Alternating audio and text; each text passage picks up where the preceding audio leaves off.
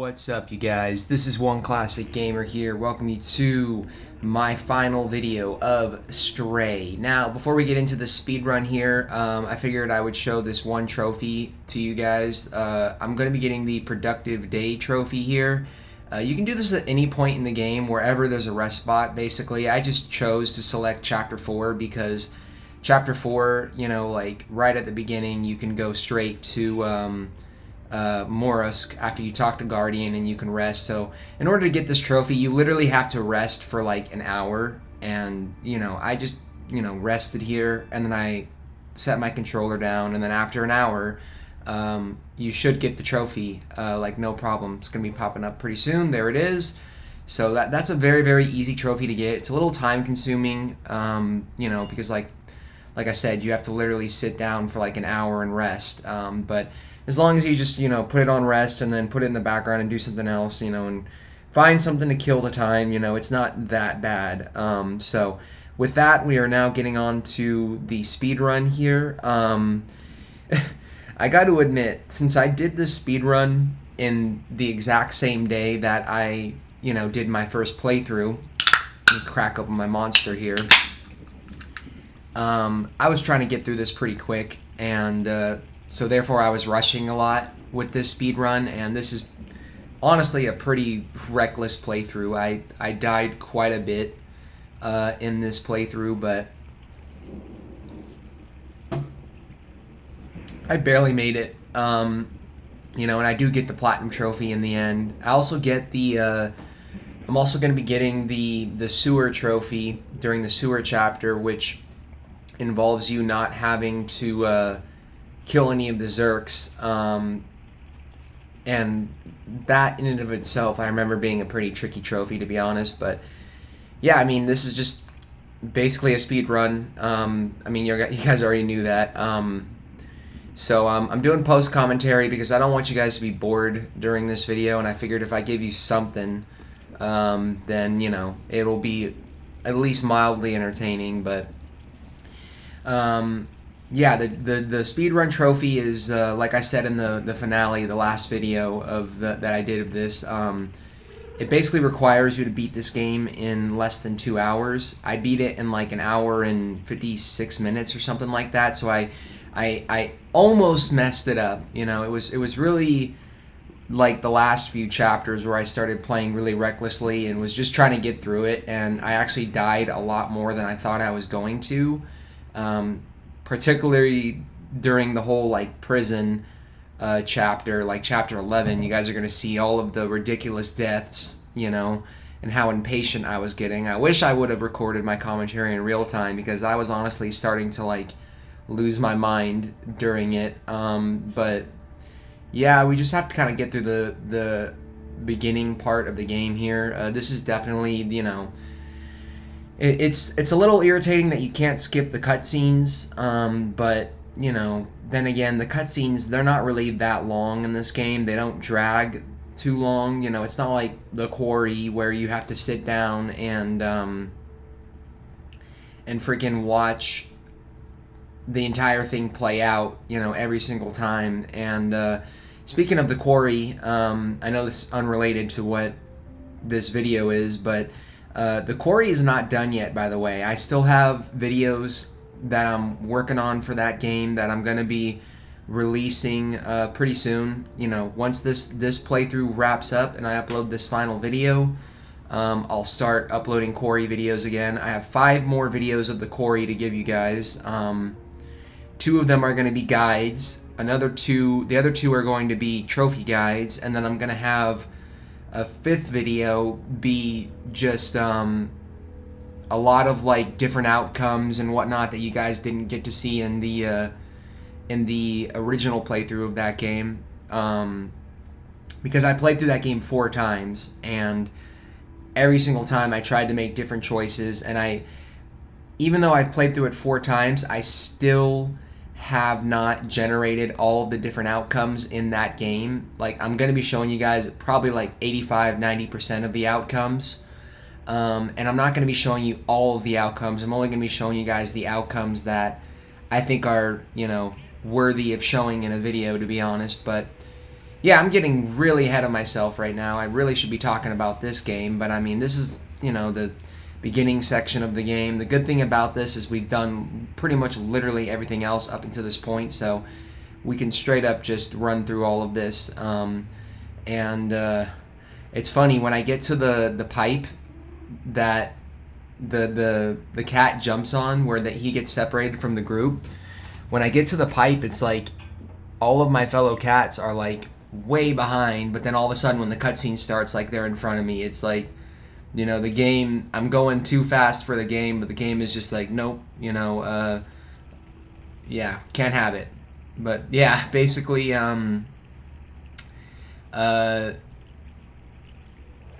mean, I don't know how I'm gonna fucking give you guys entertaining commentary for this entire time, but I'm gonna try. So yeah, like I said, you really don't have to worry about anything else. If you followed my playthrough up until this point, this should be a pretty easy trophy to get. And see, like, they're ahead of me all of a sudden, but yeah, I still love this fucking cutscene, man. I think this cutscene is so hilarious, especially the way he like sticks his tongue out as he's trying to climb back up, and the other cats are just like looking down at him, like trying to help him, but like they can't fucking do anything. It's just like, the first time I played this, I felt so bad for this cat, but like now, like when I play it, I just, every time I see this cutscene, I laugh.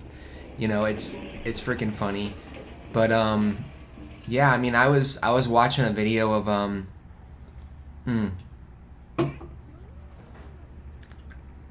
animal experts reacting to this game, and they were saying that, like, surprisingly, a lot of the animations that they did for this cat are like really, really impressive. They're very, they got the body language down like pretty well, which is impressive, because I guess it's easy to animate people in games, but doing animals is a lot harder. And I can imagine, it being harder, because animals have very, specific mannerisms and movements and whatnot. But yeah, I mean, it's just getting through this first part of the game is a little slow, but I definitely enjoyed coming back and playing through it again. I mean, all in all, I put about 8 hours into this game. It was like 8 hours for me to get everything and platinum it, which isn't too bad.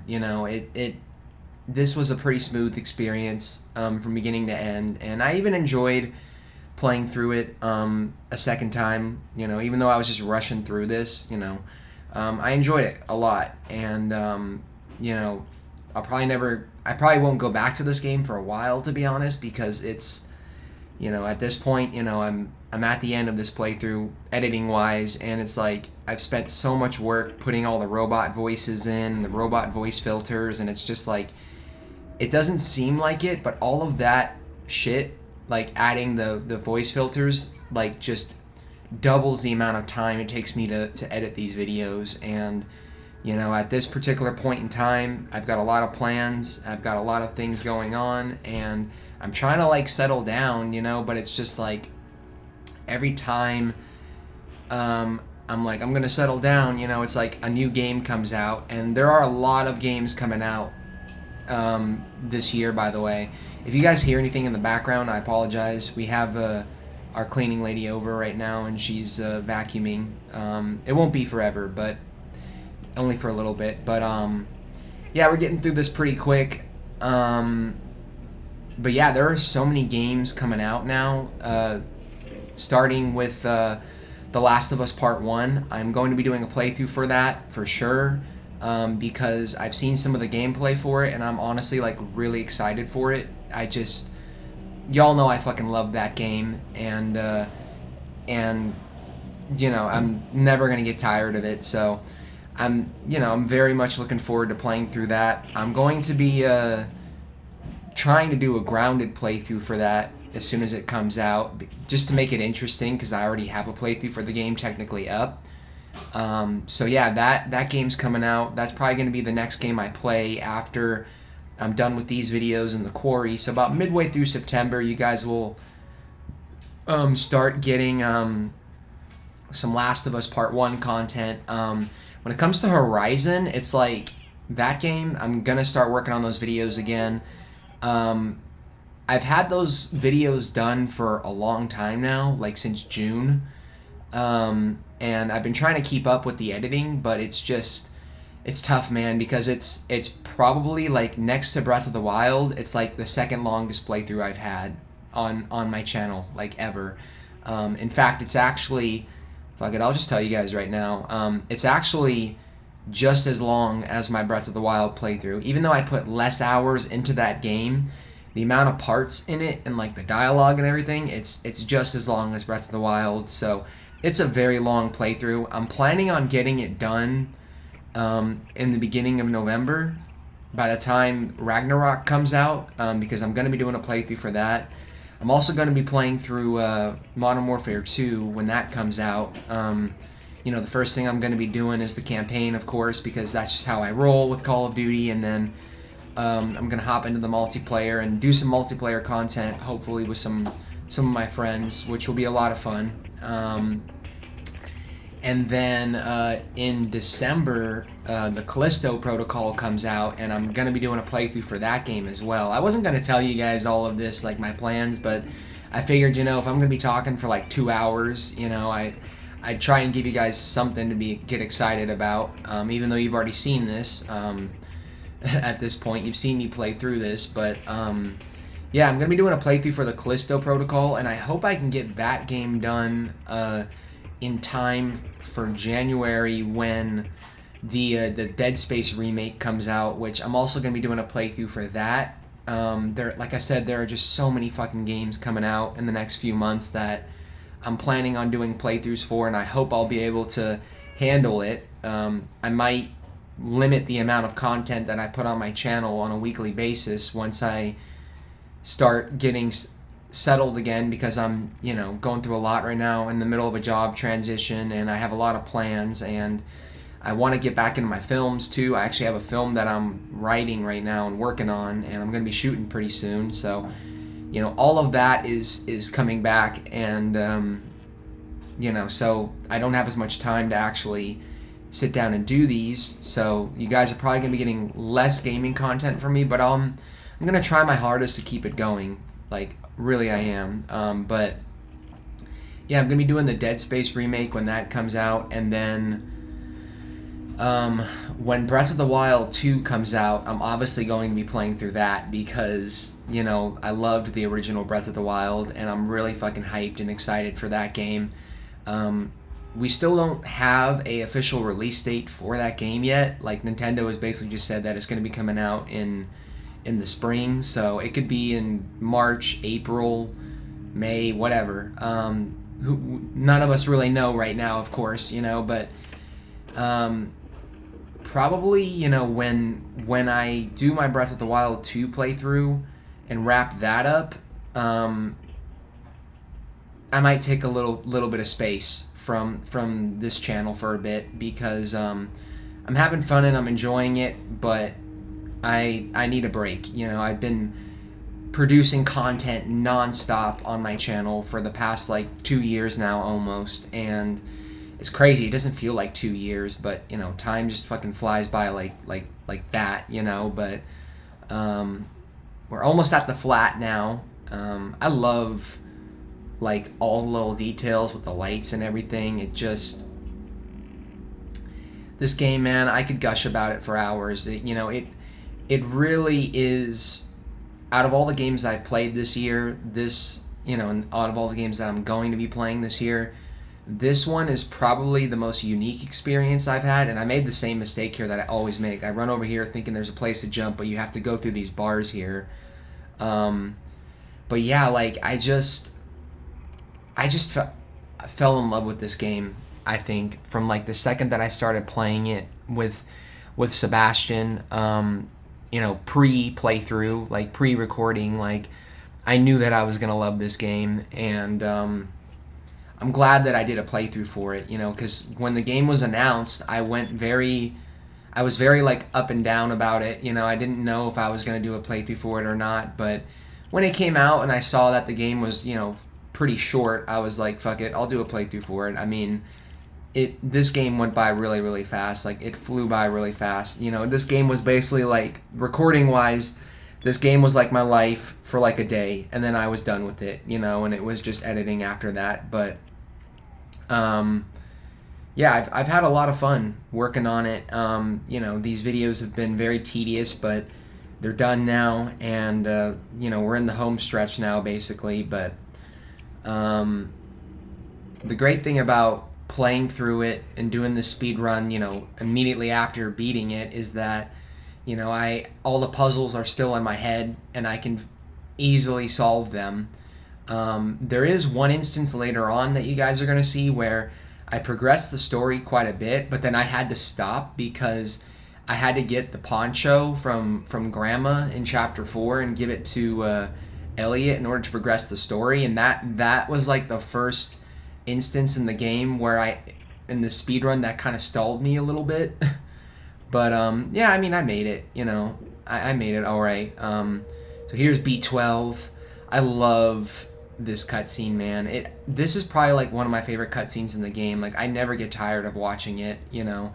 And I was having trouble setting him down in the computer thing, but yeah, this and his big sacrifice at the end is also one of my favorite cutscenes in the game.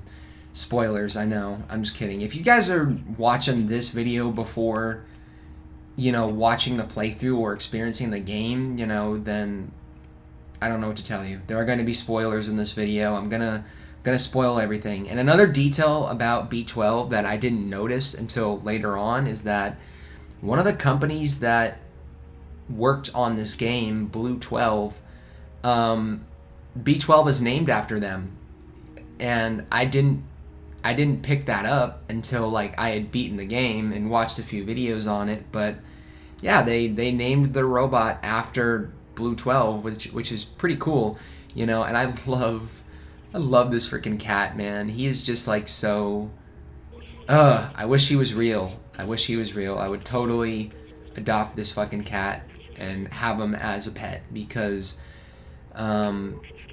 you know, it's just, out of all the games I've played, you know, like, that have silent protagonists, this is probably one of my favorites, you know, because it's just, I know I already talked about it in my original playthrough, but it's just like, we haven't really seen anything like this before, where they give you control of a character who's not human, and it's like, yeah, it's such a unique experience, and I love it. But yeah, we're finally getting out of the flat here. We're blasting through this like nothing, and I knocked over the paint can here because I forgot the code, but yeah, there it is, 3748. Yeah, I mean, shit, man, I am at a loss for words right now. He wasn't even touching the door there. I'm seriously like so happy that I can just sit down finally and like not have to worry about adding those voice filters or anything. And I can just watch this and do like a commentary, basically, you know? I've always loved commentaries, to be honest, for like movies and stuff. Like, I'm one of those guys, you know, because I'm very much into film. Like, I'm always watching the featurettes and behind the scenes and all of that, and the commentaries. And yeah, not saying that this is anything like that, because obviously this is not my game. I didn't work on this game, but there's our first memory there. And I didn't notice this either, but like all of the story related memories are like the ones, like the top blocks, like the yellow blocks, and then the blue blocks below, those are all the like optional memories that are available in the game. I always wanted to see what would happen if you would just run back here to where all the Zerks are. I mean, I feel like nothing would happen, but like, I don't know, I never actually got to try it out. But dude, I just noticed that there was like a Zerk on a spike there. That was fucking crazy. So we're in the slums now. Pretty much every single time that giant text pops up, that means that you're in a new chapter. Yeah, the robots are all afraid of us again, which I don't know why they would be. Like, you know, he's like the most adorable cat ever. But yeah, I did like some research on the actual story of this game, like what's going on with the backstory and everything, and it's pretty interesting. I mean, they don't give you much. You know, pretty much the story is all told through B12's perspective, and to me, like, that's enough. You know, like, this, again, this isn't the type of game that I would play through, like, more than 2 times. You know, I probably won't revisit this game for a while, but actually, no, that's a lie. I'm doing a playthrough of this right now with Izzy and Sebastian, but I'm not playing through it. They are, because I've already beaten the game and I know what to do. So it's like I'm getting to see their reactions now, which is great. But yeah, I mean, this game is just such a chill experience, and I'm glad that I gave it the chance, because it really, like, I mean, when I was playing through this game, I just, for some reason, like, I vibed with it like crazy, and it just, all of my problems, all my stress when I played through this game just wasn't there at all, because I was just so invested in this world. And I don't know, it's just the presentation, the graphics, the music. I fell in love with this game. This game got me back into synthwave music, to be honest, and I didn't think that it would have such, you know, a big impact on me that it did, but it did. Man, I'm already fucking struggling with my words here, and we're not even half an hour into this, but yeah. The great thing is, like I said, we can just skip through all of this and just rush it. I think I go for the notebooks first, and then I go and talk to Momo. I mean, it doesn't really matter. You can do it either way. Yeah. You know, I'm, like, really excited to see Izzy and Sebastian's reaction to this game, but I keep wondering, like, how long it's going to take for them to, like, figure this particular part of the game out, because this is, like, the one part of the game where I feel like you can actually, like, get lost, because this area, like, next to Midtown, is, like, one of the most open areas in the game. I would actually have to say that this is, like, the most open area in the game. I mean, Midtown's pretty massive, and I had to do a lot of editing there. I didn't talk about it in my, like, initial playthrough, but, dude, like, I was getting so lost in Midtown, like, and so turned around there. And I was using a fucking guide, too. It's like, I don't know. I got through it, you know. I don't think I get lost there in this playthrough. Maybe I do a few times. I don't know. It's been like about a week or 2 since I've recorded this, and I wasn't going to do the commentary for this until I was done with that first playthrough. But the good thing is, you know, I know where everything is now, and I could just, you know, run straight to it, basically. There's Clementine's notebook.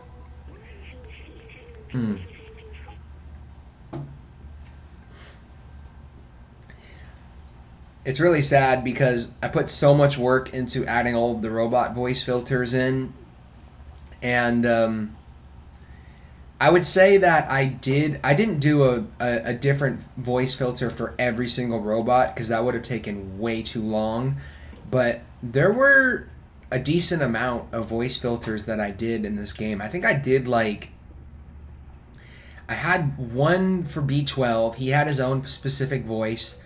Momo had his own specific voice. Guardian had his very specific voice. Most of the NPCs in this town and in Midtown have a different voice, but, you know, they all use the same voice filter. But they're not the same as, like, Momo or Guardian and all that. Seamus has his own voice. Doc had his own voice. You know, and Zabalthazar had his own voice. The police robots had their own voice filter. The robots in Midtown had different voices than the robots here. And also the robots in Ant Village had different voice filters as well. And then I gave Blazer a different voice as well, and Clementine. Yeah, there were like 15, 20 different 20 or so different voice filters that I did for this game, but now that we have all the notebooks, we can just progress the story. And I skipped out on getting that electric cable because I didn't know. I wasn't thinking. I was just trying to get through this game as quickly as I could. But thankfully they bring you back here again later on, and they give you the opportunity to try it again, to progress the story. But, the great thing is I can also skip straight through this dialogue too. And I forgot that you need to show him a picture of the outside before you can even turn in the notebooks to him. So I was like, why the fuck isn't this working? And then I was like, oh yeah, I need to show him that item first. But yeah, then he gives you his notebook, and Momo's a really interesting character. Honestly, it's like if there are any voice filters that I could do differently though, or change, it would probably be his. I didn't realize it until like after like part 3 or 4, but like his voice filter is like very echoey, and I could have changed it, but I just kind of left it alone because I was like, you know what, he's got this dope ass shirt, he's got a fucking rainbow for a face, and he seems like a very like wholesome guy, so I was just like, fuck it, I'm gonna make his voice filter all echoey and dramatic. But yeah, I definitely put a little bit too much thought into that aspect of the playthrough, and I'm probably not going to do that much work ever again. I mean, we'll see, but yeah, I mean, I just want to fucking get through this video, honestly, but we're getting there. We're on the rooftops now. We're on chapter 5, and I love the graffiti, just the attention to detail. There are bugs in this game. This is a pretty buggy game. I think I die here. No, I don't. I die at some point in this chapter, because I all of those Zerks like start to attack me, and like I just like fucking didn't have enough time to like react, basically. But yeah, I got a little turned around here, as you guys can tell. I forgot that you had to actually go up here where the memory was and then jump on these platforms that swing and whatnot. But yeah, these are honestly, I mean, they're very simple, but they're probably like my favorite puzzles in the game. The ones where you have to jump on those shifting platforms. And then you got all these barrel puzzles as well too. The puzzles are not hard in this game at all. Like, this is a very easy game. Like, I'm pretty sure like I could have like my fucking like dad play this game and he wouldn't be that confused with it. It's a very accessible game. And here, this is where I think I died. Yeah, I think I die here because I lock all these things in, and then they start attacking me, and I was trying to get them off, but it was too late. So they ate me alive, basically. But I didn't cut out any of the deaths here because I wanted you guys to see how much I was failing during this. I failed quite a bit.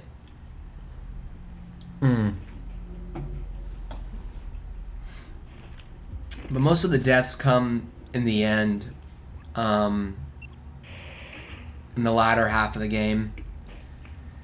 But yeah, these Zerks are kind of annoying, to be honest. I'm glad that I don't have to deal with them ever again. Yeah, I think I die again on this. I forgot that you can just press this switch twice, and that'll be enough to like lock them in. And I think I'm gonna figure that out now. Yeah, there we go. So I guess I don't die here, but yeah, this guy is fucking with me just like he was in the first playthrough, and he's clipping through the barrel now, which is hilarious. But yeah, we're getting there to the end of this chapter. This was like the first chapter where I think I like really fell in love with this game. Everything leading up to this was fun and I enjoyed it, but it wasn't too exciting because I already experienced most of it with Sebastian.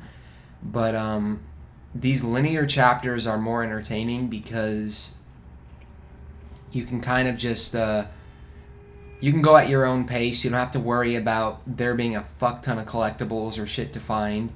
That's the one thing about the big open areas in this game that kind of stressed me out a little bit, is there's, it's not like like, believe me when I say that, I've played some very, very open games that have a lot of shit to do. I mean, Horizon is a great example. Like, Horizon Forbidden West that game is packed full of content, and I fully platinumed that game and, like, cleared it out, just like I did with Zero Dawn. And yeah, it's like Breath of the Wild. Like, I don't feel like I'm ever going to return to that game, and if I do, I'm certainly never going to 100% it again, because I just remember getting so stressed out, like, in the very, very end, during all of, like, the resource crafting and everything. Or not resource crafting, what am I saying? It's been so long since I've edited a video that I've kind of forgotten how that game even works. All of the materials that I had to get for the outfit upgrades and the weapon upgrades, that was like the most tedious part in the game. And then the machine scans were a bitch, but you guys are gonna see when we get there to that particular part, like, how much of a bitch it was. And I'm getting off topic again, jeesh. But I think we're approaching the end of this chapter. I love how you can even see, like, the dust floating around stuff, like the dust. Fuck. You can even see, like, you know what? Fuck it. I'm not gonna edit this. I'm not gonna edit this commentary at all, because this is just too much fucking time. So if I stutter at any point, then I'm sorry, but I'm not sorry. So yeah, what I was saying is, I love how, like, during these parts where there's all this organic shit around, you can see all the dust floating around. It reminds me a lot of the Upside Down from Stranger Things. I'm getting really into that show again, because when that 4th season came out, man, I, along with the rest of the world, was just freaking out over it. And I loved it so much that I was able to get my dad into the show now. And now it's like I'm rewatching the show from the beginning now. And I've watched the first 2 seasons again, and I'm on, we're on season 3 now. And it's like, there's all this shit that's happening in the fucking story that is just, like, I totally forgot about. Like, I didn't remember anything, because it's been years since I've seen those original seasons. But yeah, like, when freaking, like, for example, like, in season 2, when Hopper gets stuck in the tunnels and they have to rescue him, and the freaking flamethrower guys go down there and start burning all the vines, and then Will starts fucking freaking out. Like, I was like, dude, I forgot all about this shit. And then, Billy and everything, like, how much of an asshole he is, in the 2nd season. But they kind of redeem him in the 3rd season, to be honest. But yeah, we are now officially done with this chapter. I know I keep saying that I'm going to stop getting off topic, but at this point, I feel like if I can't think of anything original to say for the game, and I, think about something else to talk about, I'm just going to fucking talk about it to fill up this space, because we're like a quarter of the way in, and we've got a lot to go still. I love the way I love this shot right here, honestly. Like, this shot right here is, like, very Blade Runner-y. I wonder if Blade Runner was one of the movies that inspired them to make this game, or the environments and whatnot. I actually watched a very, very interesting video where this guy talked about the layout of this world, and, like, surprisingly, it's very accurate and, like, realistic, and they never really break the continuity. Like, like, no matter where you are in this world, the layout is always the same, and the video that I was watching was basically talking about, hold on a sec.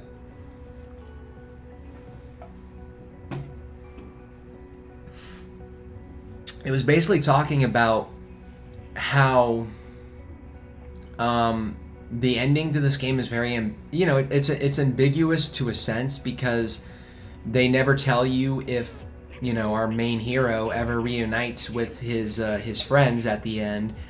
But the video that I watched was interesting, because it basically it talked about the layout of this world, like the way the map is laid out and everything. And basically, it's like at the very, very end, when the cat turns and walks off screen, he's only like a minute away from where he started, because this entire map is like one giant circle basically, and you start on the outside of the wall, and then you fall into this world, and it's like they stick to the layout, like they never betray the layout, like the map and everything. It stays the same throughout the entire game. Even like at the very end when you're in the control room and you're opening up the city, you can see areas of the map that you've been to before, and it's really interesting. You know, it's really, really interesting. I've always thought about, you know, becoming a game developer, but like I just like, I don't know what position I would be able to do in that field, to be honest. I mean, I'd probably be a better like script writer or supervisor or like story director, but I don't think I could ever be like an animator or, you know, a programmer, because it's like the skills needed to have that job is just insane, you know. But yeah, here we are in chapter 6, I believe, out of 12. This is definitely like the slowest part of the game because there's a lot of dialogue here that you have to get through. I mean, playing through the game, I thought Midtown was very tedious, but it just turns out that I was getting lost a lot there and I was running around a lot, so it really wasn't that difficult for me to figure it out, Midtown, and he just kicked the shit out of that bucket.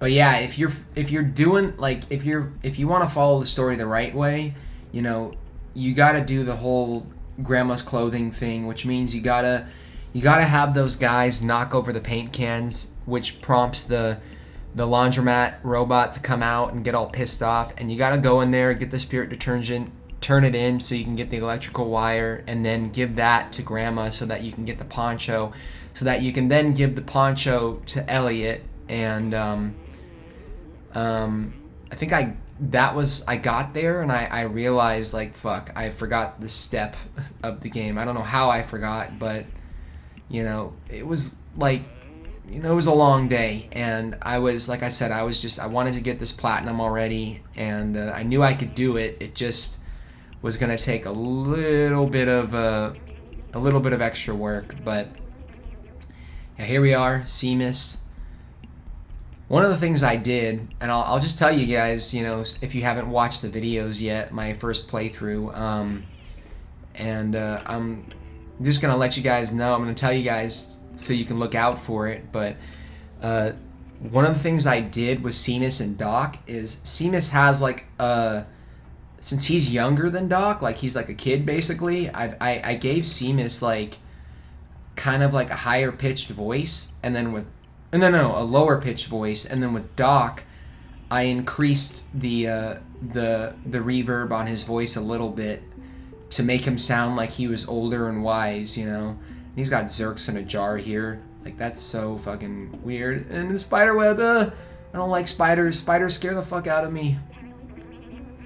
I've always been afraid of spiders. Not snakes. Snakes don't really scare me that much. I mean, if I ever came in contact with a snake, I would obviously not fuck around with it. But, yeah, spiders terrify the hell out of me. So, there's the tracker. So we're going to give him the tracker once the game lets us talk to him. And this is a really cool like lab that he has back here. I wonder how long it took him to freaking build this thing.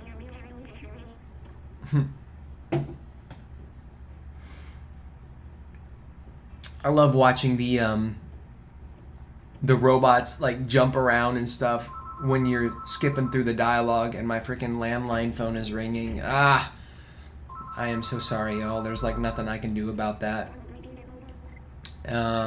So it'll go off in a second. Maybe you guys will hear one of these ridiculous scam calls that I get all the time on here. I've been getting a lot of scam calls recently, but yeah, this is where I realized that I was like, fuck, I'm gonna need to do all that extra shit. But Yeah, you just knock on the door, open it up. This guy's gonna let you in, Nestor. I think I gave him his own voice too. No, I gave Elliot his own voice. You know, it's kind of hard to tell because I've watched like the first 3 parts myself, and it's kind of hard to tell that they have different voices, but the detail, like the subtleties and whatnot, are definitely there. And here I'm wasting time because I thought I could get out that way, but Nestor is now napping, so we have to go this way. But I don't know what I was doing there.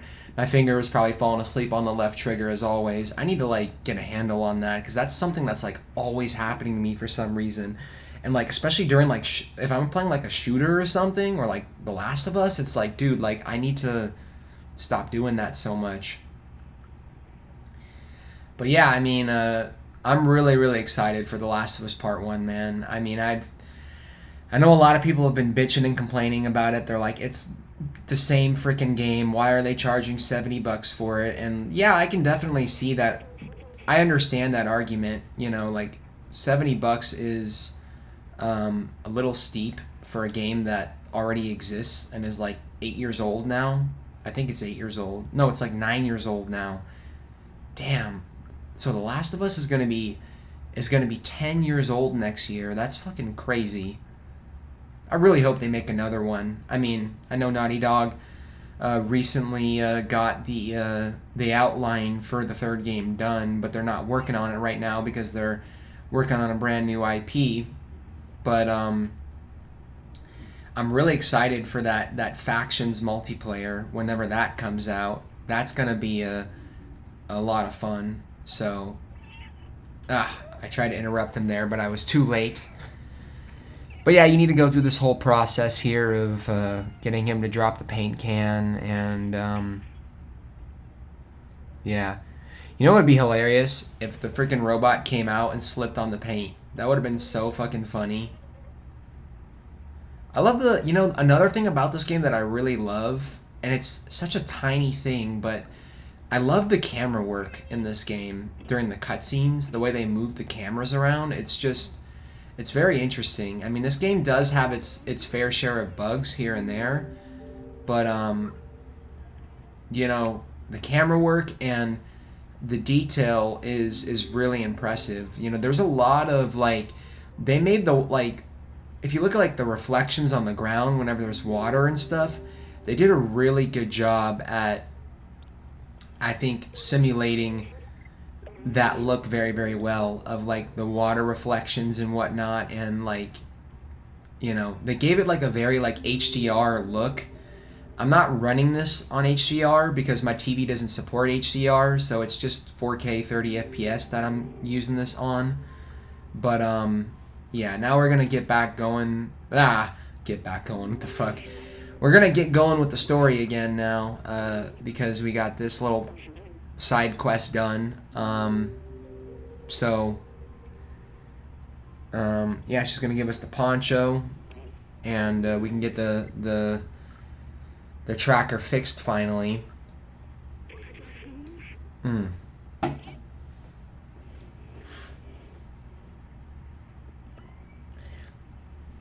Maybe in a year or so I will revisit this game, because there are still a lot of robot NPCs that I haven't talked to in this game.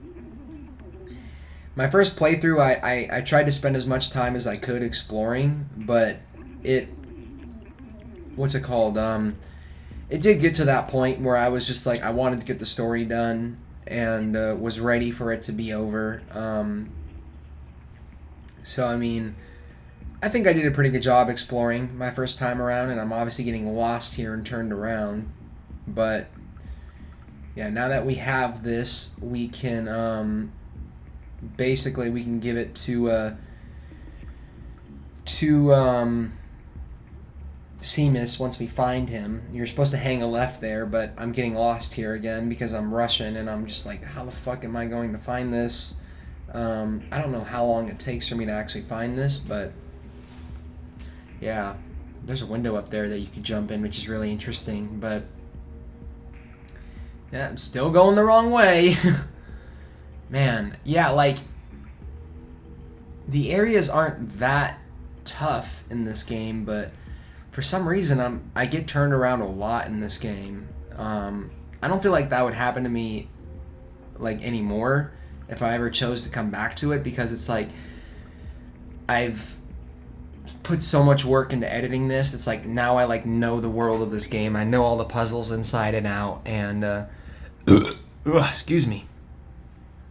Yeah, so now we're getting this tracker fixed.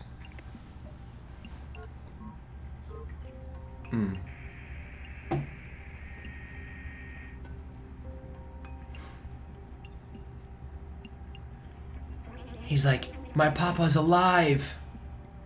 He's out there. We gotta find him. Poor Seamus, man. He's been alone this whole time. And we had to, like,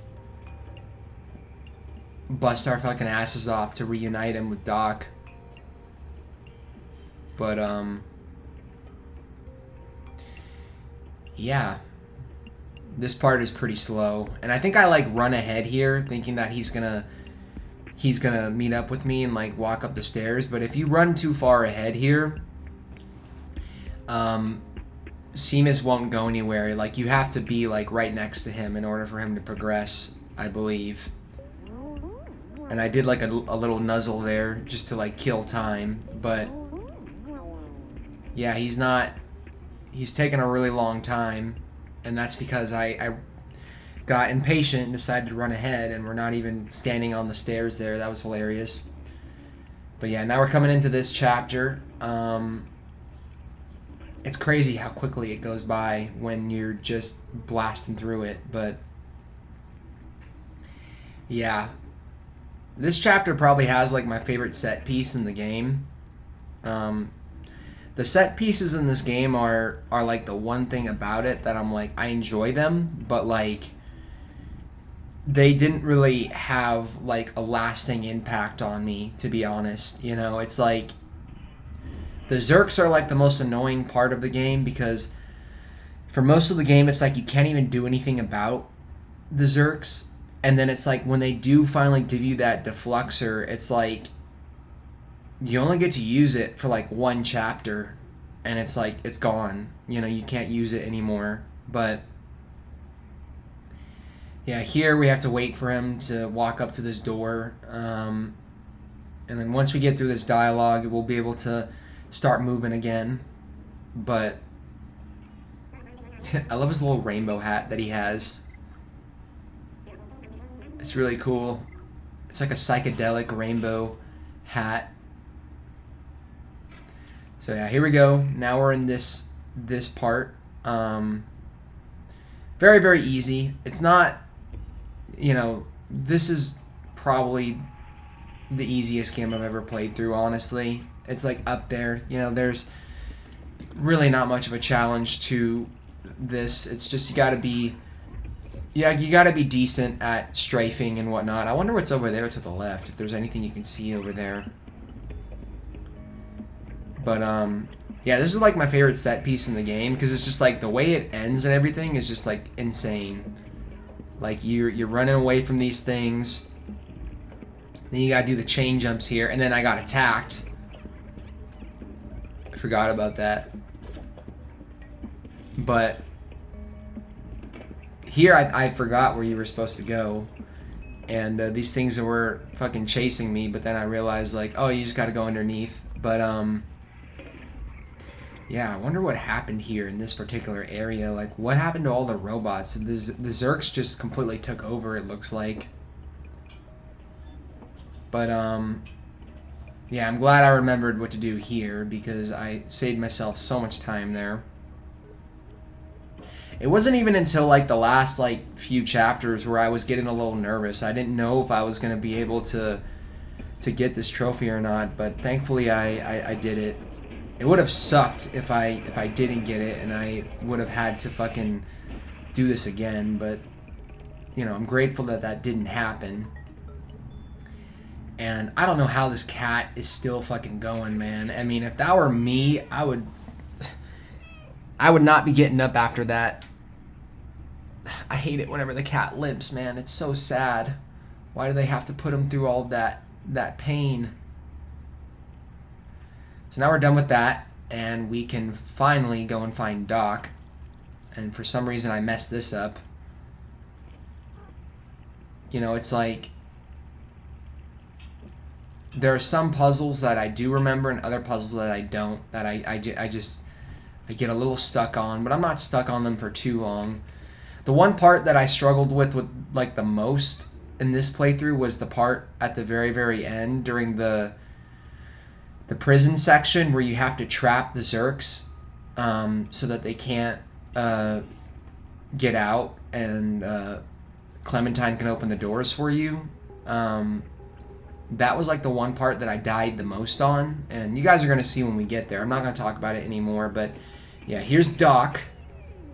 Another detail I didn't even notice is that they kind of modeled Doc. He just kind of jumped forward a little bit there and teleported. That was hilarious. They modeled Doc after Marty from, I think it's Marty, that's his name, from Back to the Future. Oh, shit. What the fuck? That was so weird. I like lost my breath there for a second.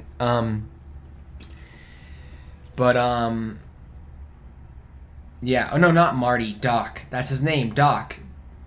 Yeah. So I guess he is modeled after Doc from Back to the Future. But I don't know. I've only seen, you guys are, some of you might shun me for this, but like I've only seen the first Back to the Future and like pieces of like the second one. I haven't seen the third one like at all, and I know they're great movies. Everyone, you know, talks about them. There are a lot of fucking movies that I need to watch, to be honest, you know. But yeah, like I remember watching Back to the Future on, I think it was Nickelodeon I watched it on, so it was like kind of censored a little bit, which back then I didn't care because I was a kid, you know, and I didn't care if it was censored or not. But like now it's like I cannot fucking watch movies on TV anymore, because it's like if I watch a movie that has language in it or swearing or violence, like I don't want that shit to be fucking censored. You know, I want to like experience it the way that they meant it to be experienced. And I learned the hard way here that if you go the left path, you're more than likely not going to make it. I mean, I didn't make it there, so here what you want to do is you want to stick to the right path. Right is the right way. Ugh, that was fucking awful. I don't even know what I was thinking with that one. And I thought I was going to die again, but I made it. It's kind of scary how the screen gets all like red and shit when you're about to die. But yeah, just defeated those Zerks, and now we can get the fuck out of here. I just realized though that you go out his front door here and it's like all of a sudden the Zerks are gone.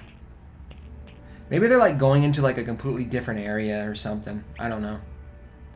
But yeah, this game is just so like there's something so endearing about it, and it's like I would love it if they made a sequel for this game. I don't think they're going to, you know, but I wonder how long Blue 12 was working on this game for. Blue 12 and Annapurna. Yeah, I think you're going into a different area here when he opens his door up. But yeah, you are. But I kill him really, really quick here, and it's like they're all dead, and he's like, take out all those Zerks so we can get through, and I'm like, dude, they're already dead. So I blasted through that pretty quickly.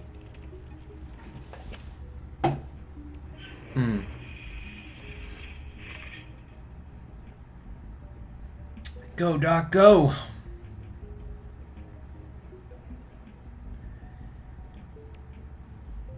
Yeah.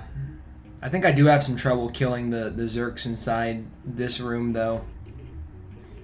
So yeah, we just have to do this shit with the barrels here. Very, very easy and straightforward. Man, I really, really hope that this is not boring at all. If it is, then whatever, fuck it. You know, at least I can say I got the video done in the end and finished it, but yeah, we're getting there. So just roll this over, and I don't like how long it takes for the defluxor to recharge. It's a little ridiculous, but yeah, here we got these Zerks here. I got those guys. And these guys were giving me a lot of trouble. But I guess I got them all. Oh yeah, no, I forgot that when you open up the door here, there's Zerks here as well. But yeah. Jeez. Oh, and there's this fucking guy challenging me. Yeah, a lot of them got in here this time. Oh, no. Okay. Man, I thought I was gonna die there. I'm talking as if I'm actually playing, but I'm not. Like, this is, like, future me here. Man, I was probably panicking there during that. But yeah, now we've rescued Doc, so we can progress the story. Ugh. I remember when I initially played through this, I thought that this section was going to be drawn out a lot more. Oh, shit. Why do I keep burping? But, yeah, I wish the robots would go faster. He's actually going at a decent pace. You know, he's not walking all slow. It's when you're following Clementine later on in the prison, it's like she walks so slow. And it can just be a little bit irritating and infuriating. But I love this cutscene here a lot, where they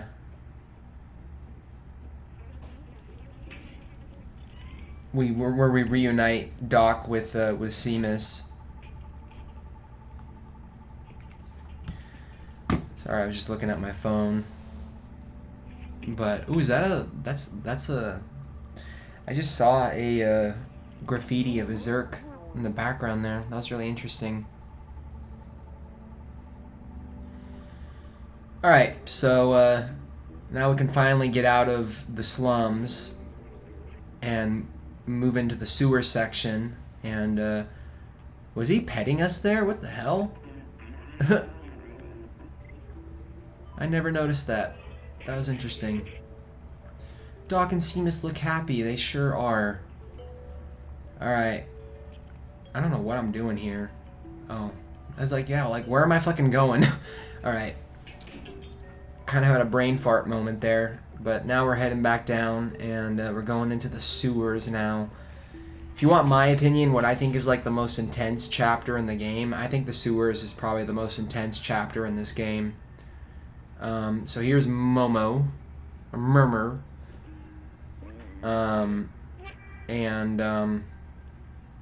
yeah, here we go, into the depths again. So there's another trophy here that I'm going to try to get, or I'm not going to try to get, I am going to get, that involves you not killing any of the Zerks. I had to be a little bit stealthy here during this part, but yeah, the sewers. I saw online too, like someone like deciphered the Japanese text in this game, and there's like a whole language that they created with this game, which is really, really interesting. I would love to watch like a behind the scenes like making of on this game to see like what went into the process of making this shit. But yeah, this part's pretty slow. You just gotta let Momo do his thing and take you through here, but we're getting there. We're making progress. Got all that shit leaking down. It's nasty. Nasty as hell. And I think I die during this part. This part's a little tricky because you have to avoid these Zerks and not kill them, obviously. And they're gonna be getting all over your shit, basically. They're gonna be getting all up in your shit. But overall, it's not too bad if you're focused enough, you know, and not distracted like I was. I was just like so like just zoned out at this point. I was like, I want to get through this shit, you know. So I'm pretty sure you could probably like get to that switch without alerting them. And I was trying to jump back up here, but they actually follow you up here. It's never like actually like stated like how far up the Zerks can jump, you know. You know, it's like sometimes you jump up and like you're able to get away from them, but other times it's like you jump up and you think you're safe, but you're really not. But yeah, I think this is my successful run of this. Once you get through this is like the most annoying part to do, honestly, because you got to like run around in circles and keep strafing and avoiding them. And Momo takes a really long time to swim up on the raft here, but yeah, this is where I get it. So there we go. Now we just got to get through this like scenic part here, where you know, this big open part. But yeah, see, look at the water. Look at the way the water reflects. It's like all shiny and stuff. It's very cool. Like, I dig the art style a lot in this game. But yeah, shit, this monster is just making me anxious as hell. I'm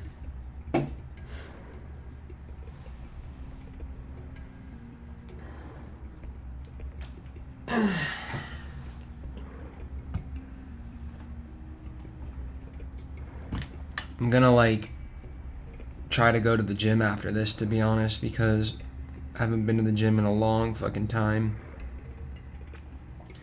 I'm trying to get all fit and shit again. Man, I am so distracted right now. I should just like put my phone in the other room. And we got 56 minutes left. We made it through an hour already, and it didn't take too long for us to get here. It flew by pretty quick.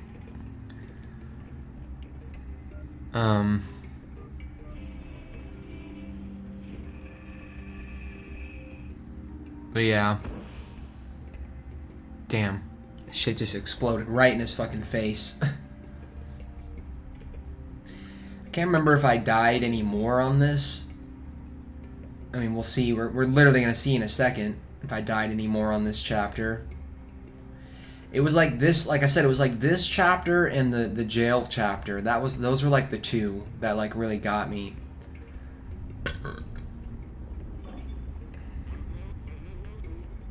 Good, I can't go without you. Alright, man. So we're all on our own now. And, yeah, it's very spooky. I will say, for a game that's like pretty much like E for everyone, like they did a good job at having these parts of the game be a little bit unsettling. Like there are some decently like suspenseful like sections in this game where you don't really know like what's gonna happen, but you just kind of feel the tension through like the atmosphere and everything. I'm so excited. This makes me excited for the Callisto Protocol. Like, that's one of the games that I'm, like, really looking forward to playing through. And here I was, like, actually trying to be stealthy here. But I think I do alert one of them. Yeah, I alert. Actually, no, I didn't.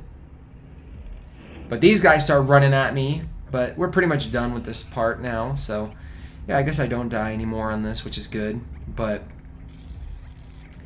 we're moving on to the Ant Village after this, and I don't know, like, the Ant Village part is probably, like, the slowest part in this game, I think.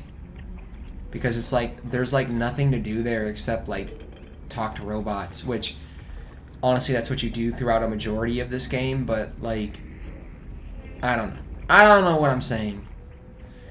I am so sorry. I am not sorry. It's one of the things I've been trying to work on, is like not apologizing so goddamn much. I'm always apologizing for everything. But yeah, here I was trying to be stealthy. Like, this is like seriously like some alien shit, you know? I mean, I wouldn't be surprised if at any minute a fucking face hugger jumped out and like tried attacking us. That's one game. Alien Isolation is like one game that I remember I tried to do a playthrough for, and I only made it like through like the first few hours. I mean, I've beaten that game before, and it's actually a pretty long game, surprisingly. And maybe one day I'll do a playthrough for that game, because I love Alien. Like, Alien is like one of my favorite like sci-fi horror movies of all time.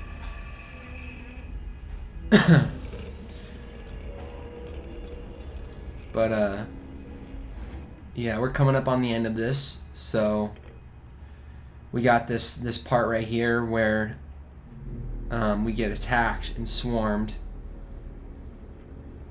These eyeballs, man. I wonder what the deal with these eyeballs is. Like, why are they like here? How do these eyeballs even like form? The way that eye blinks though, like, reminds me of like Zelda. And dude, it's like we're about to get attacked here, and like B12 is doing nothing. It's like, come on, B12, like, help me. And then he has to like fucking spam these things with his light that he overcharges. But I love the way he just picks them up and just starts running. Yeah, this is like the last set piece here of the chapter. And this isn't really hard at all, because this area is like very open and big, so it's like they give you lots of room to run around here and avoid these things. But if you're not careful, you can still get attacked, obviously. But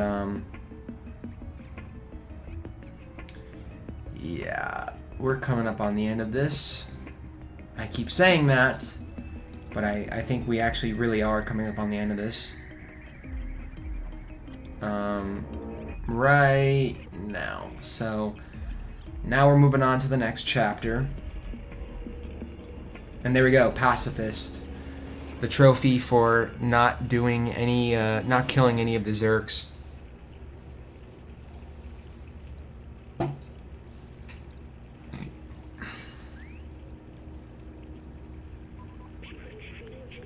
It was dark, but you saved me.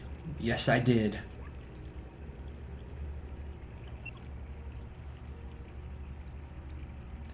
Okay. I don't think you can run here during this part. But, yeah. We're making pretty good progress, I would say. Like I said, this was not a very smooth run of the game at all. Most of the YouTubers that I've seen who are going for this trophy they're beating this game in like an hour and a half, and it took me like an extra 20 to 30 minutes to beat it, which, you know, in the end I got the trophy, so it doesn't really matter, but still, I still feel like I could have tried a little bit harder. I wonder what these things are. Are they like little like cryosleep containers? Because there was one of them in the flat as well. But yeah, this is when B12 realizes that he's a human. New memory recovered. Like, I really fucking give a shit about that. Been there, done that. And I don't know what happened there, but, you know, the game just wasn't agreeing with me. Yeah, this is a pretty dialogue heavy part, but it's good that you can skip through the dialogue quick by just mashing the button. And Balthazar, whatever the fuck his name is. wonder how he ended up like this. Did he like go through the sewers and get like fucked up or something? Maybe that's what happened. Like he went through the sewers and got all fucked up, and they had to like repair him. And they used all those TVs to like bring him back and revive him. It's like there's so much visual storytelling in this, and you know, for those of you who've been watching me for a while now, you know that I love visual storytelling. I love it when games and movies are able to convey what's going on purely through visual storytelling. I think it's fucking lazy as hell when they have characters explain everything, you know? It's like, you need to be able to convey your story and your themes through visuals, you know? But that's just me. Everyone has their own preferences. So now we're in chapter 10, I believe. Which is Midtown. This is actually the longest chapter in the game, I think. Yeah, I think it is, because you have to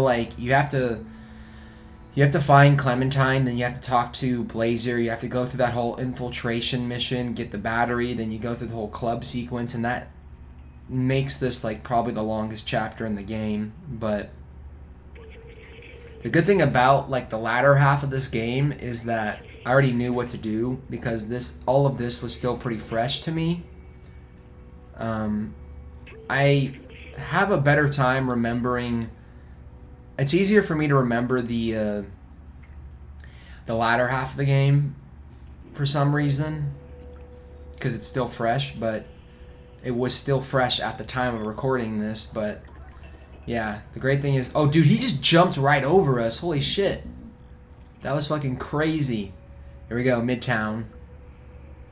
I love this area, by the way. I mean, there are a lot of NPCs that I didn't talk to here, and I really want to see what they have to say. It's just that I skipped over it because of all the extra shit that I had to do, and it's like,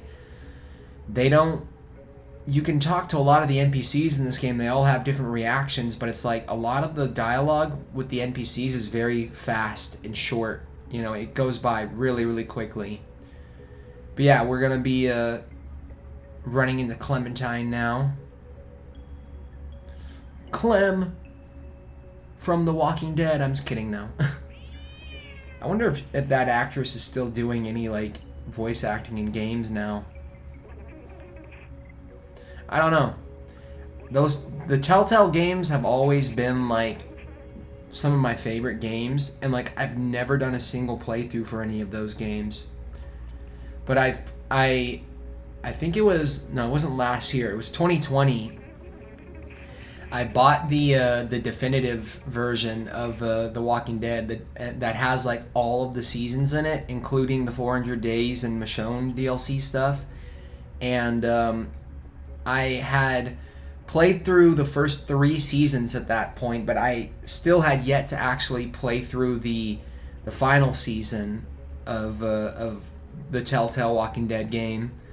And I remember just playing through it and just falling in love with it. Like, it was such a good final season to like end the show off on, and I didn't think that was going to be possible, because that 3rd season, like the Final Frontier or whatever it was, I really did not like that season at all. I really hated it. Like, I got what they were trying to do there. Like, they were trying to you know, have a new story, new characters and whatnot, but it's like every time a show does that, it's like they have you stick with these characters, and then all of a sudden like they have an entire season where you're playing as different characters. It's like, why? Like, I don't understand. It's like trying to create like a backdoor pilot in the middle of all of this tension. You stop, and it's like you have these new characters all of a sudden that like no one gives a shit about.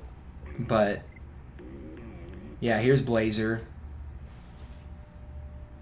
And we're actually getting through this fairly quickly, I would say.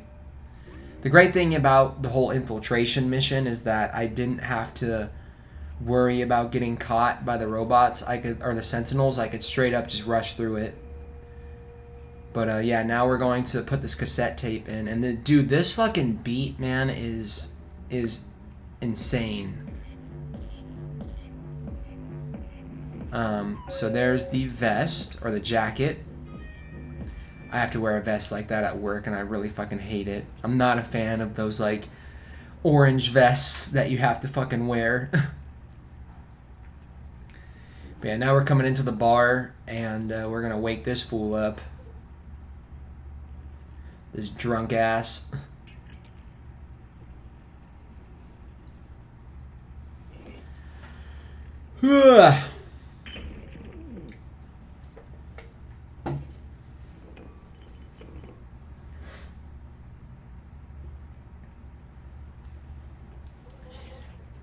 And with this guy, it's not like Seamus where you have to wait for him. I think you can straight up just run ahead here. You don't have to like actually wait up on this guy. So after a while, I just decided, you know what, fuck it, I'm gonna run ahead and I'm gonna jump in this box and wait for him. You got that guy sleeping there. Man, my man is hung over. Look at him. He's just like, fuck. He's like stumbling around and shit. Neko Corporation. Alright, come on, man. Hurry up. Shit. I am really feeling it, you guys. I'm really feeling this drag. His boss is like, where the fuck have you been? Were you drinking again, fool? God damn it. Alright, there we go. Now he's gonna pick it up. Like, what are these boxes even used for?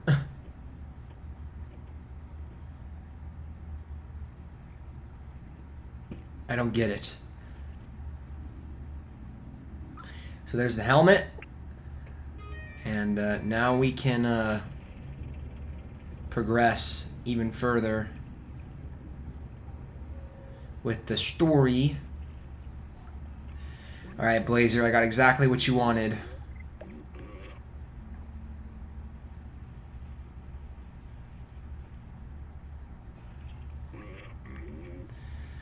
Alright, now we're gonna hop in the box, and it's time for the infiltration mission.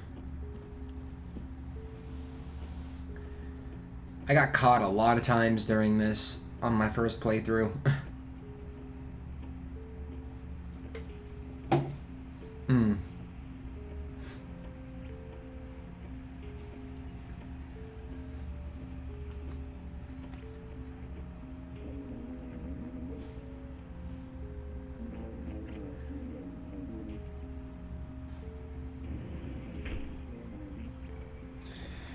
Alright, and they're about to start giving us, they're about to give us control again pretty soon.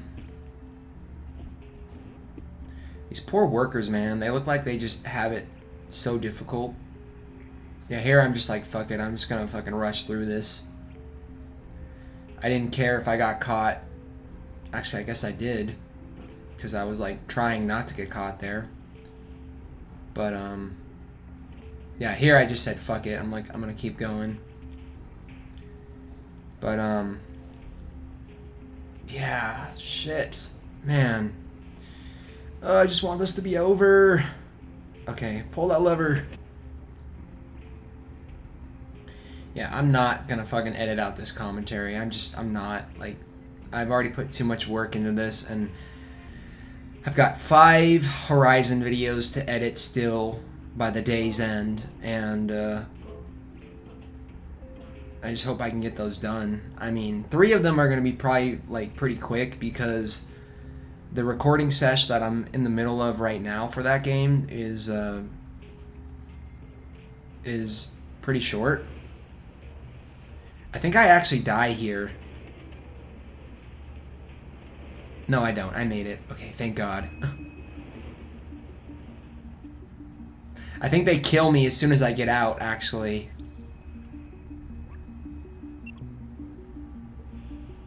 Yeah, because they follow me inside. So I'm about to get murdered here.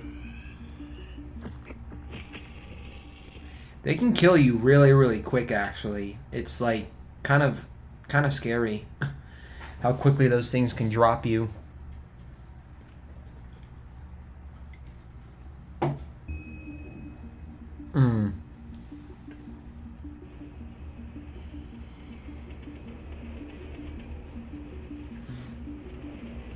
Damn, I really should have grabbed a fucking water. You know what? I'm gonna fucking go grab a water right now. I'll be back in a sec, so I'll just keep the commentary going for y'all.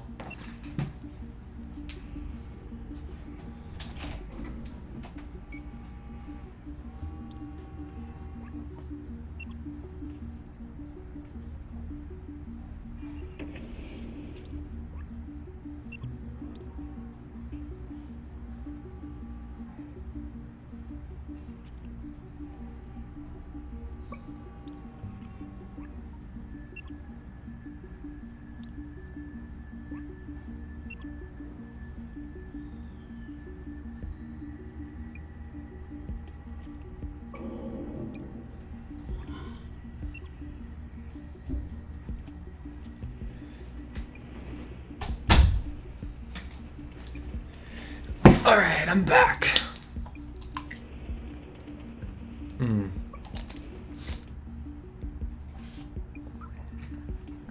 So we got the battery finally. And we're going to be able to get out of here. We have 38 minutes left. Fuck. Actually, it's probably more like 35 because of the credits and whatnot.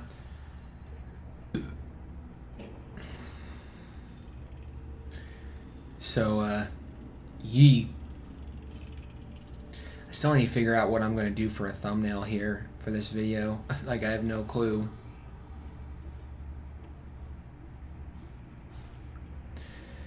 But, yeah. Just, yeah. That's all I gotta say. I'm kind of excited to get back into editing Horizon videos again. It's like, the thing is, it's like, every time I have to edit more Horizon, it's like, I don't want to fucking do it, but as soon as I start, like, editing it, like, as long as I force myself to edit it, then, at that point, I'm not, like, bored or anything. I'm enjoying myself. And I don't know why I'm trying to be so stealthy here. Like, it doesn't matter. I think you can actually jump across if you walk all the way to the end of that thing. But yeah, here we go. Oh yeah, and there's this guy too. I think he actually got me here. Oh no, he didn't. He didn't get me. Oh yes, he did. Yeah, he shot me through the fucking hole in the wall, and I was like, dude, I did all that fucking work avoiding these things, and then I get here to this part at the very, very end, and this thing fucking spotted me, but thankfully the checkpoint puts you back here, so you don't have to worry about it. Now we gotta gather the clues here, and thankfully, you know, if you've already played through this once, you know exactly what items you have to look at. So, I had to scratch this thing here because I completely passed it up the first time, but it's no biggie. It doesn't take that long. This is probably like my favorite like rest spot right here in the game. This like chill like loft that he has, or that she has. I wonder how Clementine was able to put together such a elaborate hideout without getting caught by all the fucking police robots. It's interesting. And then this lava lamp. I used to have a lava lamp, and I gotta be honest, I kind of miss it. I would love to have a lava lamp again. I think what happened is it broke, actually.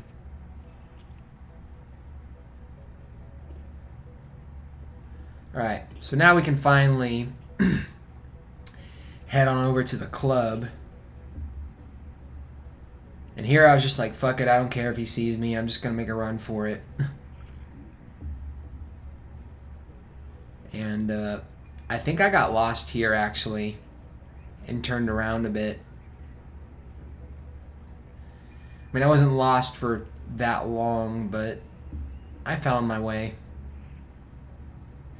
Yeah, you pretty much have to hang a left as soon as you get out of that area. And you got those guys dancing down there. Yeah, because that's the club right there to our left. But the only way to get into it is through the the window. I'm gonna figure it out eventually. Just give me some time, y'all, and I'll get it.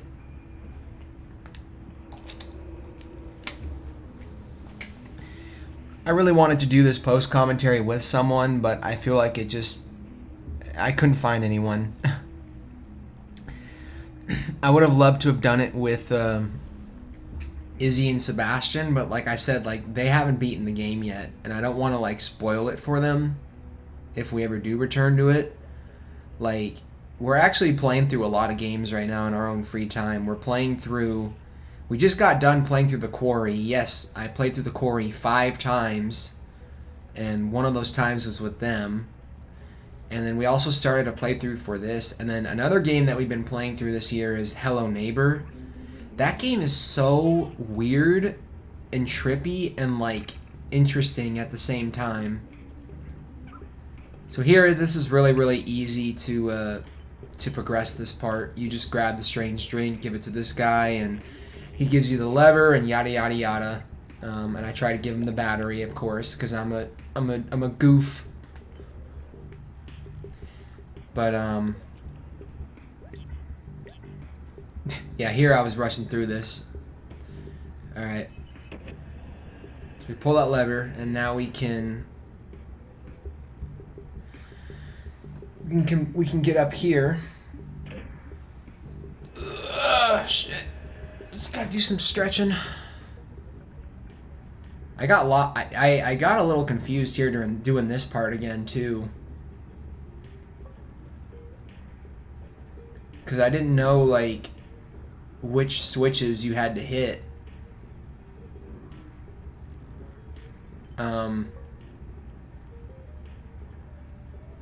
Actually, no, I didn't. I got it done pretty easily. Never mind. Ignore me! Freaking Blazer, man. I mean, I mean it. Like, I really didn't expect Blazer to actually betray us in the end, but it's kind of cool that he did. It adds a little bit more drama into the story. It makes it a little bit more interesting. Poor Clementine, all tied up. And there he is. The little bastard. Talking about business and whatnot. No one fucking cares about your business. The way he teleported there was hilarious. And like, where did those sentinels come from? Like, they just came out of nowhere. Out of the blue. So now here we are in the prison part of the game. The jail. This is where you're gonna see all of my deaths and all of my failage. But yeah, we just gotta get out of this fucking cage. And we gotta hit this shit once. Oh, I thought I was gonna hit it there. It took me a long time to get out of this. Kind of surprised. There we go.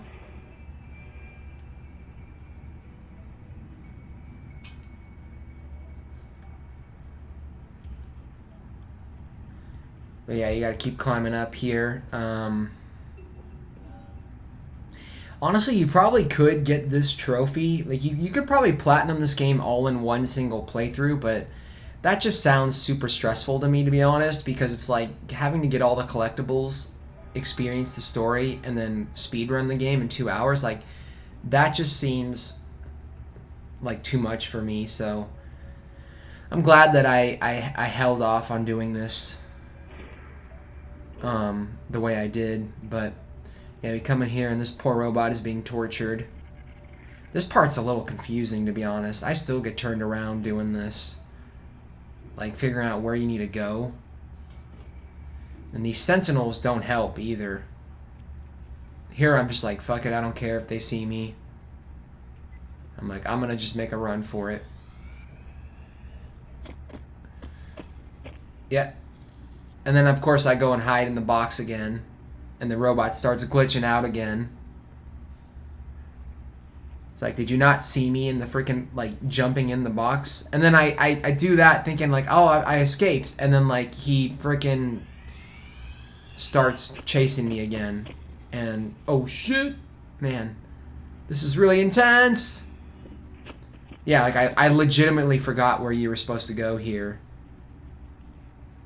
My dude is still spazzing out in the background. Okay, now I think I'm gonna figure out where you're supposed to go. Yeah. No, I guess not. What is wrong with me? Shit. I just want it to be done at this point. So, yeah, here we go. We found her. She's like, thank you. I'm like, why are you thanking me? I haven't even saved you yet.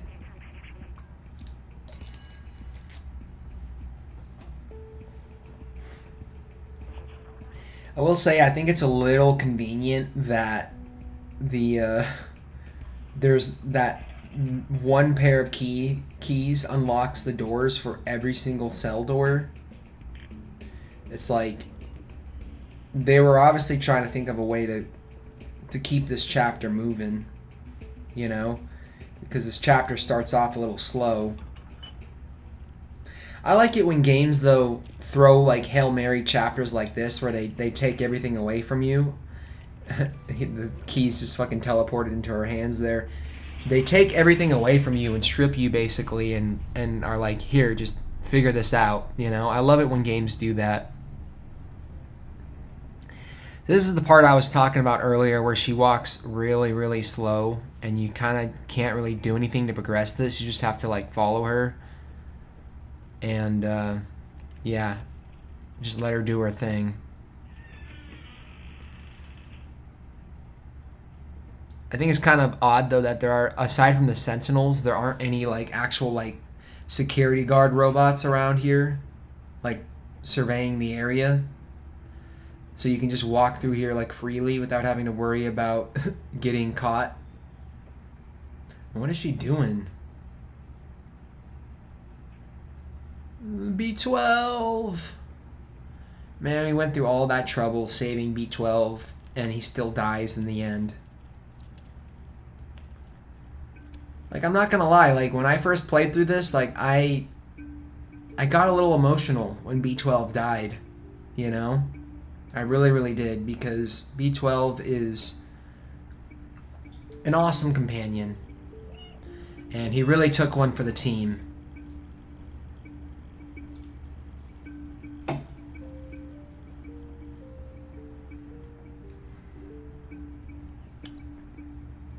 It's funny seeing scenes like this. It makes me wonder, like, if cats would ever be this intelligent enough to like be like, we gotta rescue him. I don't think so. You know, like I watched another video talking about this game and like how they gave this cat like very like Gordon Freeman vibes. And yeah, he does have his moments, you know, like I love the whole moment where Clementine is like, you gotta go on without me, and the cat's like trying to say like, no, you know. It's like little dramatic moments that they didn't need to add, but it just makes it cuter in my opinion, and kind of sad. But yeah, now we're gonna rescue B12. I don't know if I can't remember if I fucked this part up or not. I mean, we're gonna see literally in a second. I did die here, I think, once or twice. I almost fucking slipped there, which is kind of scary.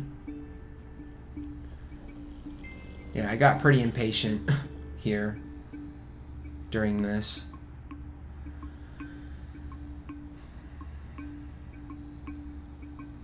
I thought the robot surveyed the area there. I guess not. But here I got caught by him. I was just like, fuck it! And then that happened. I was like, shit! Like, this motherfucker's after me now! And I died, yeah. I did fuck this up. I don't think I fuck it up again, though. I think I get it after this.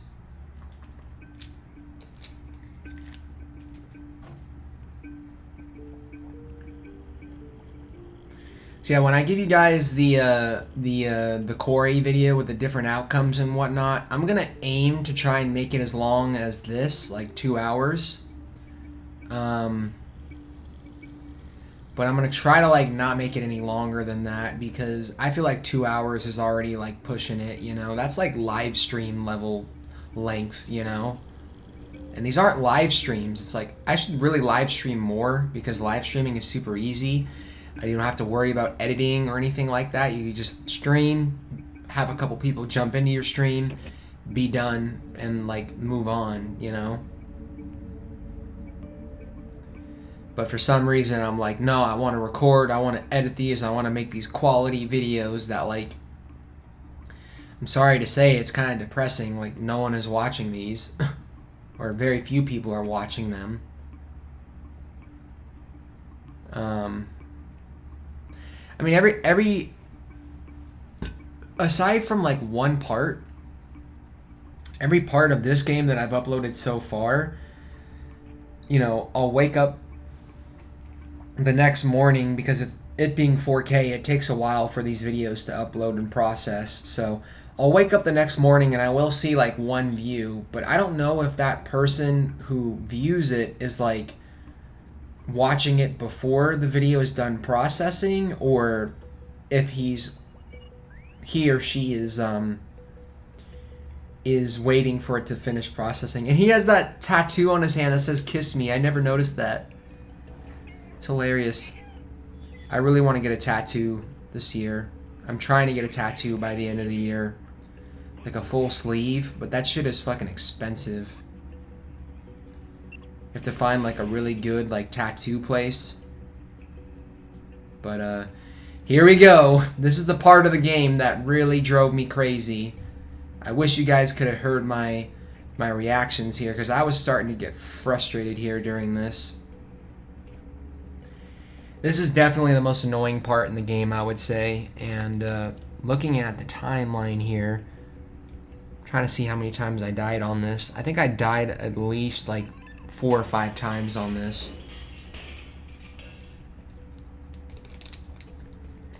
It was a lot, but you know, this is literally the last like really tough part of the game. You know, the rest of it is pretty chill after that.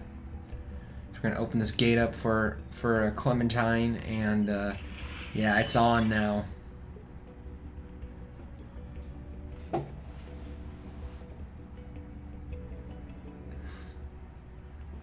It is on. So I don't think I fucked this one up. It's the one after this that I screwed up a bunch. No, I did fuck it up. Never mind. Yeah, here I got really impatient. And I was dying so much here that I was worried that I wasn't going to be able to... This is where I was like, fuck, am I going to be able to make this 2-hour limit? Which I did. You know, I did, obviously. There wouldn't be a video if I didn't make it, but... Yeah. These things, like, they can surprisingly take you out. They can... Oh my god, I still fucked that up. Wow. They can surprisingly take you out pretty easily, you know, and yeah, you just gotta be careful with these sentinels, man. Like, they are not fucking around. So there we go, we did that part, and here we go, the fun part, the second part of this that I just was having the worst time trying to get through.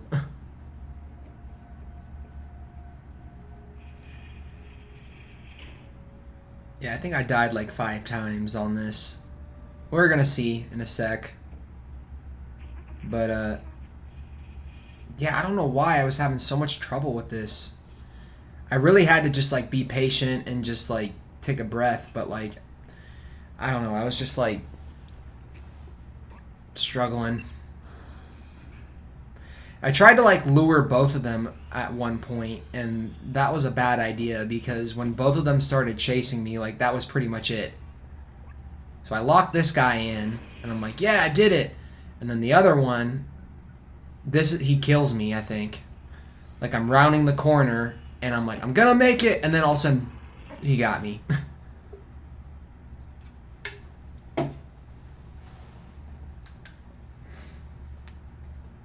And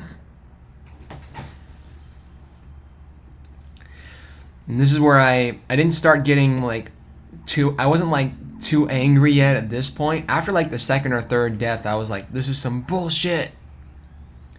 This is straight bullshit.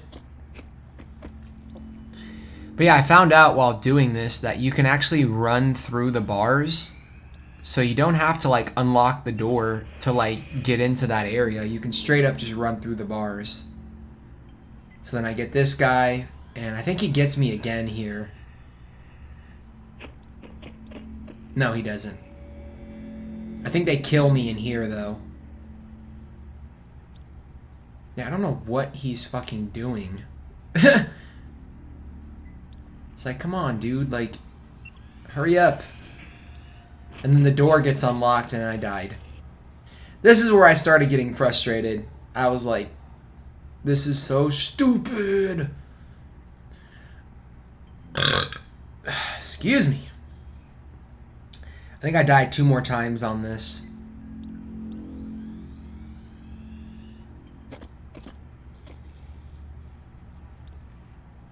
So yeah, I trapped this guy.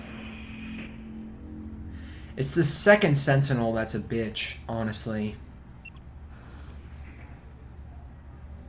You gotta lure him over to you when he's like right over there. But yeah, they're about to both gang up on me right now. Oh no, that guy is. And that's the bullshit. This is when I got frustrated because I had trapped both of them there, but he still fucking got me. So here I was just like, man, if I don't get this on this try, like, I am rage quitting. No, I'm just kidding. I didn't rage quit, but I got it done. See, that's when I realized that you could straight up just run through the bars. So here I lured this guy over and got him. Yeah, and this is where I get it. I believe. No, I think I die 1 more time on this.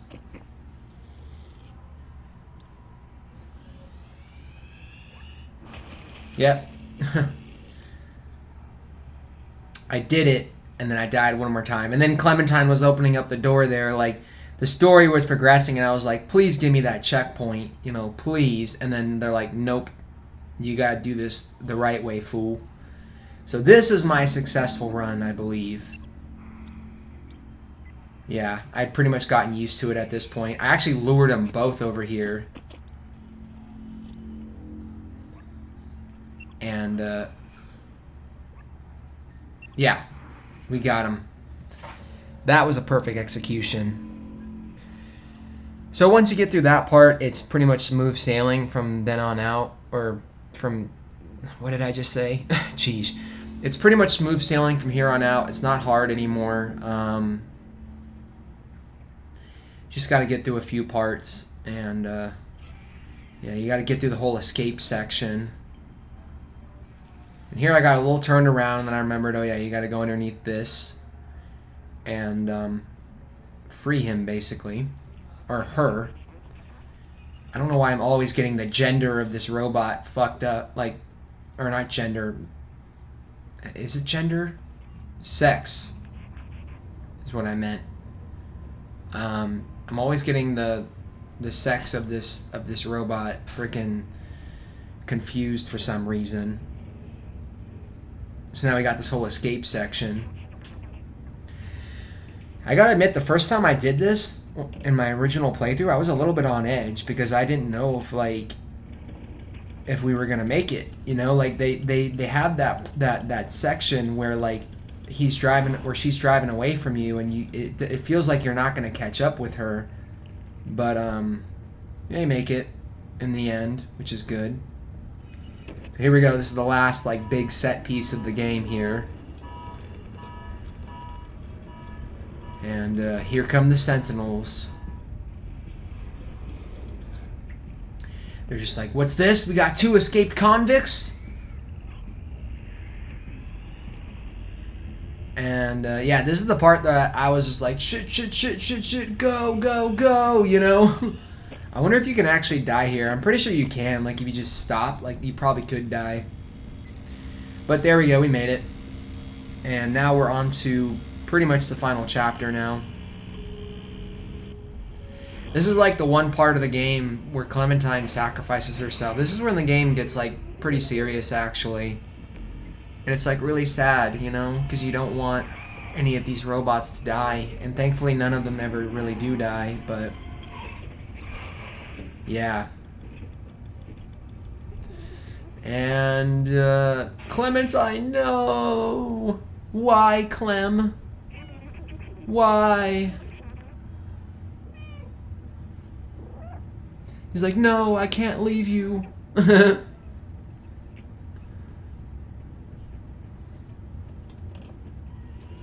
He just gets in the car and just drives off. Alright, we are almost at the end of this story finally. I don't know what I was doing there. And I ran right through the fucking fence there. That was funny. So, yeah, we just gotta come down here and put the battery in. I don't know why I said yeah like that. Man, why am I always critiquing my own commentary? Like, geesh. I hope at least one of you guys watches some of this video and is entertained by it. Because I am not entertained. I'm just like, fuck, I want this to be over.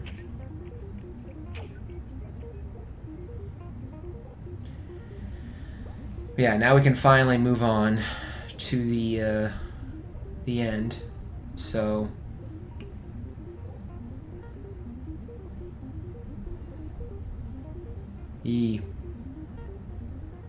go put the key in the ignition, and it's time. It's time for the control room.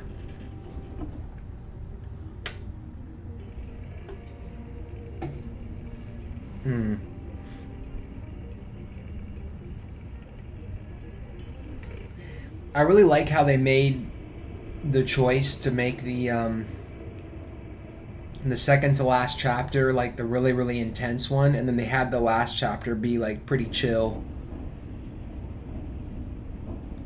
I mean, it's not chill, it's sad, you know, when B12 sacrifices himself, but yeah, it's like they saved the most emotional moment of the game till like the very, very end. You know, it did affect me a little bit. Like, I woke up the next day and I was thinking about it, and then I looked up. I was watching like reactions to B12's death. And it seems like a lot of people, you know, got kind of sad when he died. But yeah, we're pretty much in the home stretch now. Here I was rushing like a lot because I was like, I gotta make it. I'm almost at that 2-hour mark. And yeah, I forgot about the little moving box thing here.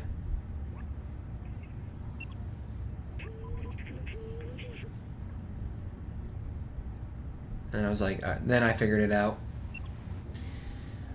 Alright, so yeah, just bring it over here. And this one you don't even have to turn off. It like automatically turns off when it goes into that spot on the floor. And we gotta do a little scratchy, scratchy, scratch, scratch.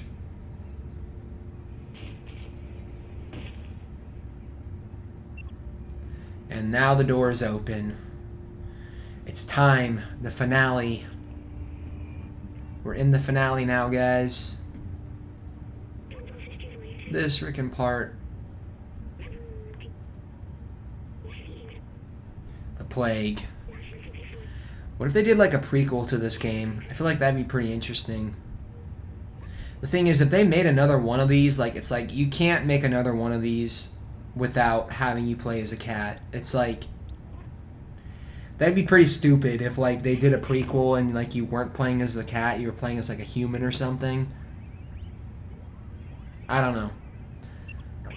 I think this is actually the first game that Annapurna has developed like ever.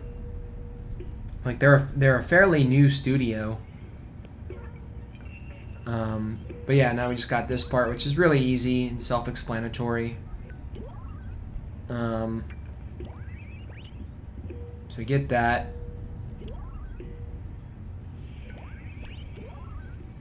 And yeah.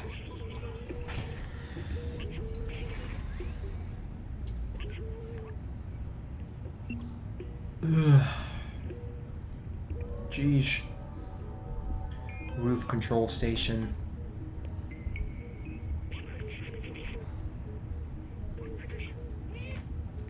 Let me check my phone again. Oh, I'm bored, you guys.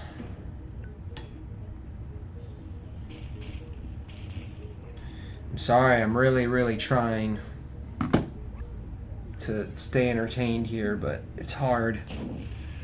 It's like I've seen this game like 3 or 4 times now, and I'm over it. Can't wait to be done with this.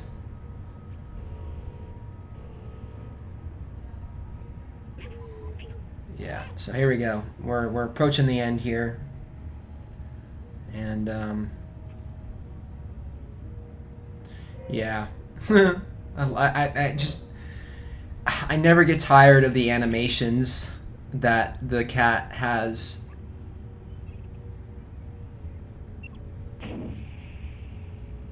I feel like I should have predicted that B12 was gonna die, but for some reason it just caught me by surprise. I didn't expect it.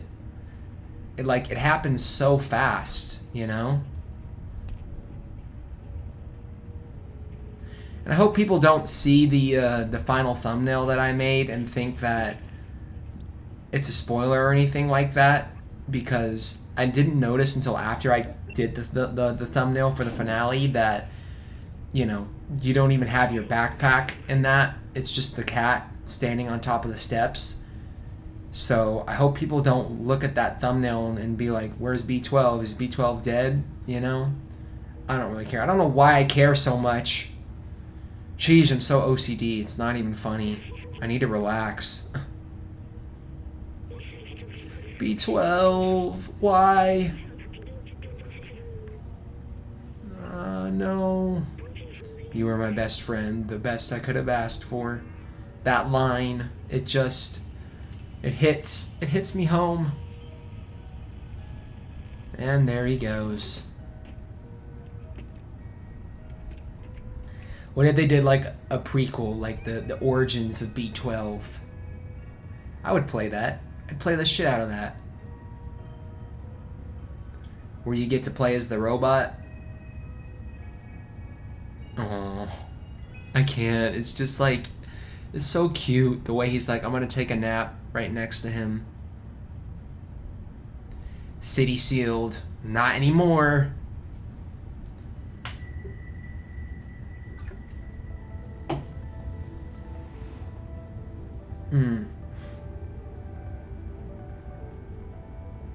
So yeah, we're coming up on the end of this pretty soon. So you guys are gonna see me get those last few trophies, and yeah.